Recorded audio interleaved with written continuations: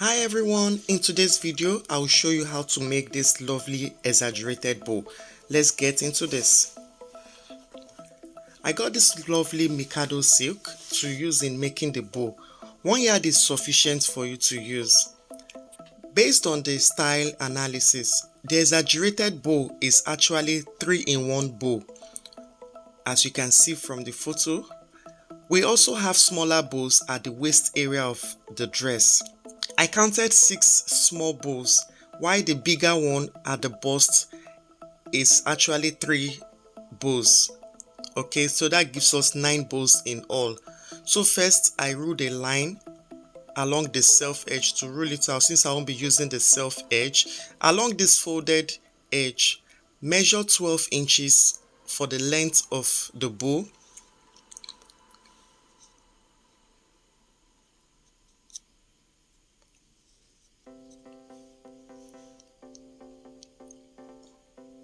After which, I will square a line.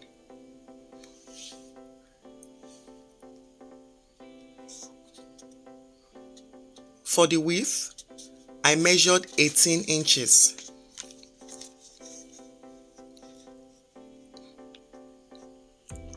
So I'm completing the rectangle. Now I'll go ahead and cut it out. So this is my number 1 bow. Now for the second exaggerated bow, I will make the length, or rather the width, I'll make it 15 inches because it will gradually be getting smaller. Then I'll make the length 10 inches. That will be 15 by 10 inches.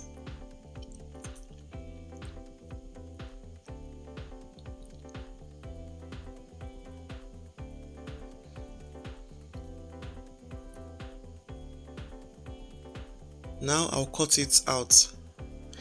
So this is my second exaggerated bow. For my third bow, which will complete the set of bows for the bust area, I'll be measuring 12 inches for the width. You can see that it's gradually reducing as the bow gets smaller. So while the length, I'll make the length 8.5 inches.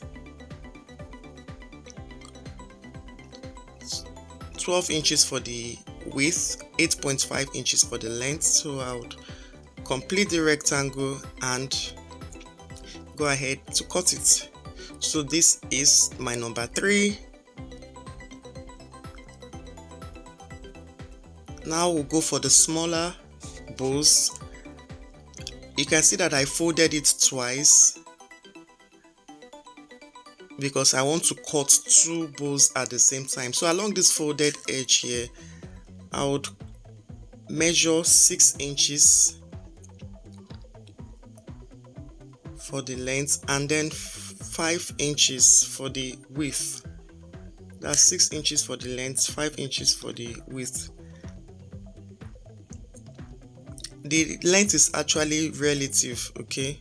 So I've cut the bow and I've also taken the liberty to cut 6 bows in all to complete the bows for the dress. All right, now for the fabric that I'll use, this fabric is actually for me to use to complete the bow.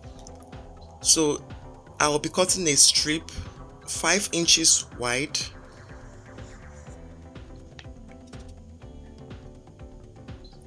then for the length of this strip I will make it about 9 inches. There is no hard and fast rule, okay? The length is relative. I won't even use up to that. We'll actually cut out the excess at the end of the day. So I'll cut it out. Next, I'm going to mark strips for the smaller bow, okay? I'll be making it 1.5 inches in width. This will actually be used for the smaller bows, alright?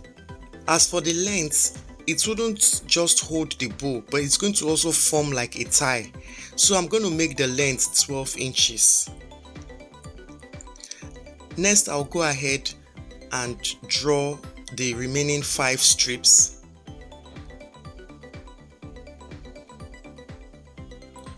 After which I'll cut it out. Alright, so I've done that now. So for each strip, you fold it like so. You sew the ends completely, sew the other end completely. Then you sew gradually a 1/4 inch along the sides, leaving a little gap in the middle for you to turn the bow out, the strip out. For this bigger strip, simply fold it and sew it to the end. Leave both ends open, alright? And then you can press it and iron. So for the bow, sew it from this edge up to the center, sew it from this other edge up to the center, and then you're going to press it open. So I've done that. I've pressed the seam open, and you can see the opening here where we are going to take out to turn out our bow. Now that I've turned it to the center area, for me to make this bow to be sturdy, I have to use this fabric, this crinoline mesh, okay, to give more structure to the bow. So you just place the bow on the crinoline mesh and carefully cut it out. I'm emphasizing on the carefully here because you want to cut into your bow, alright? So you can see the crinoline mesh is facing the front part of the bow, right? While this is the back part, the part that will be facing the back. So what we are going to do now is to stitch the sides 1/2 inch on both sides, and then we're going to turn the bow to the right side and give it a good press. So I have done just that. You can see it's looking really good, and I've taken the liberty to do likewise for the other 2 layers. Now fold your bow into 2 to establish a crease line at the midpoint. You can outline the crease line with your chalk to make it more visible. I'll do the same for the others. You can use a pressing iron to do it easily.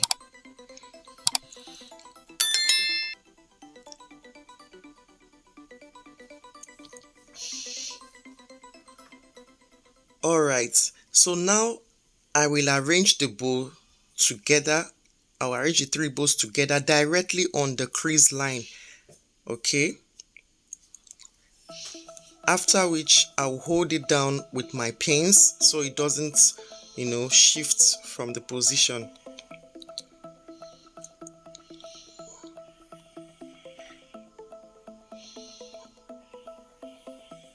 Next, I'll thread a needle. Make sure that it's a big size needle, okay? Knot your thread and begin to sew a running stitch along this midpoint on the crease line. Just take your time. There's no rush. So you sew it to the other end, and now you gently pull. Take off your pins so it doesn't prick you. So I'll gently pull the thread. When pulling the thread, the fabric is very hard, okay? So you see that I'm trying to arrange the gathers while pulling the thread at the same time. But when pulling your thread, you have to be careful so that your thread doesn't snap, alright? So be firm and be gentle at the same time.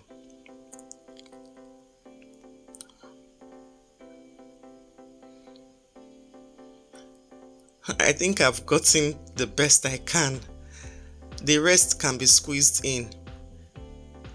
I'll go ahead now and tie my thread, knot it and cut it off.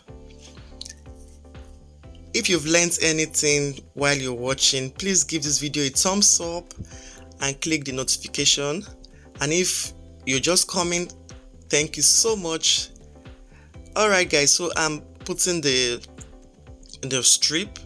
You can make your strips smaller than what I did. It's actually your choice. So try to squeeze it as small as you can. Try to make it as tight as you can, okay? And then you turn it to the back and stitch it close like so.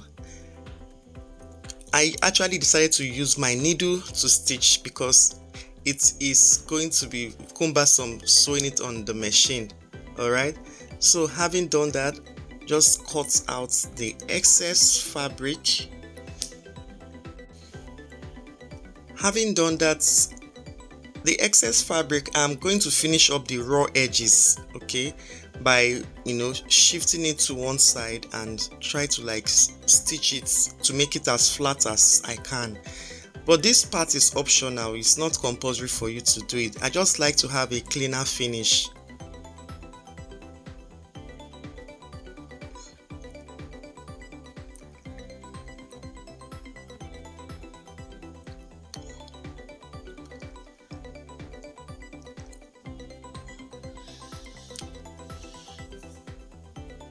Alright, so my bow is ready to be added. It's ready. You can see how bouncy it looks. This is because of the crinoline mesh that gave it the needed structure.